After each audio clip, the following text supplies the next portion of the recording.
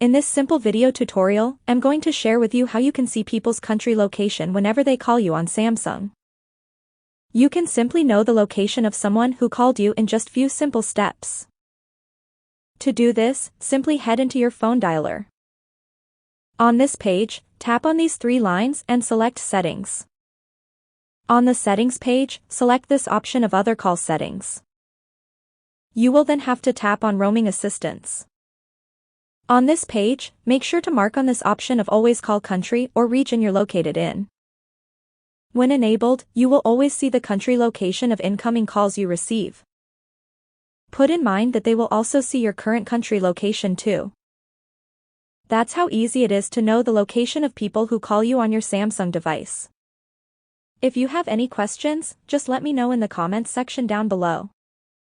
Please don't forget to leave a like, share and subscribe for more video tutorials like this one.